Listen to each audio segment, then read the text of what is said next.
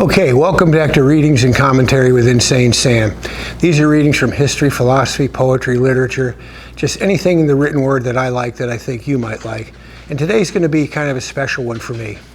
About 40 years ago, almost to the month, it would have been a few months later than now in the year, I walked into the Jackson Hole Hat Company in Jackson, Wyoming, wearing this very hat and this very duster. This got to be the only duster in the United States that has authentic Wyoming horse crap on it and authentic New York City subway grime. Anyway, I had a house in Jackson that I got in the late 1980s, and I kind of integrated myself into the town. And I knew a lot of people, a lot of cowboys, a lot of outfitters, people like that.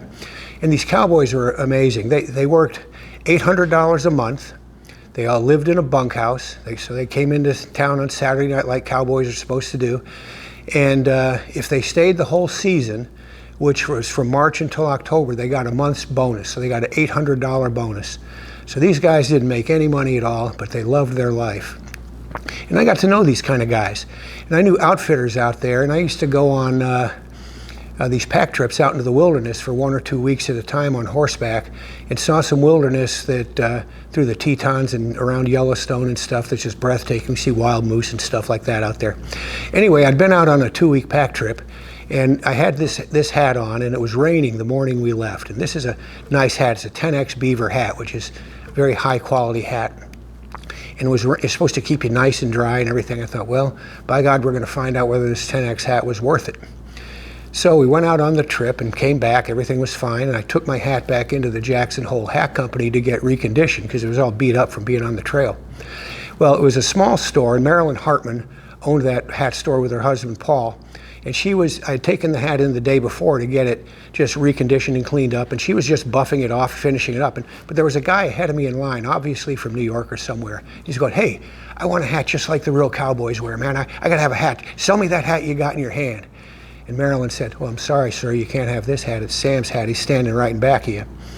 And I'm just cleaning it up for him because he's been out on the trail for a couple of weeks.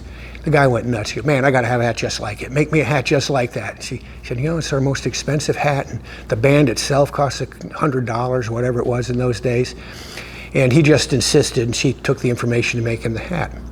Well, later that night, I was at Paul and Marilyn's house, sitting around and drinking some beer and stuff, and talking to Paul, Marilyn's husband. And I told him the story about me and the hat and the guy who wanted the hat just like it. And I said, "Paul, you know, I just didn't have the heart to tell the guy that I'm not from here." And Paul looked me square in the eye and he said, "Sam, we all consider you from here." And I got to tell you, it's maybe the most cherished compliment I've ever had in my life. People in places like Wyoming are very protective of their domains out there, and they just don't take anybody in, but they took me in, and I'd earned it. I just love that. But anyway, I came across a poem the other day by a guy named Arthur Chapman called Out Where the West Begins. And any of you people who've been out west, you know, as opposed to just going to ski in Vail or something sometime, but been to the real west where there's real cowboys and people ride horses and ride their horses to school and stuff like that, I think you're going to like this poem. It's called Out Where the West Begins. Out where the hand clasps a little stronger, out where the smile dwells a little longer, that's where the West begins. Out where the sun is a little brighter, where the snows that fall are a trifle whiter, where the bonds of home are a wee bit tighter, that's where the West begins. Out where the skies are a trifle bluer, out where the friendship's a little truer, that's where the West begins. Out where the fresher breeze is blowing, where there's laughter in every streamlet flowing, where there's more of reaping and less of sowing, that's where the West begins. Out where the world is in the making, where fewer hearts in despair are aching, that's where the West begins. Where there's more of singing and less of sighing, where there's more of giving and less of buying, and a man makes a friend without half trying, that's where the West begins.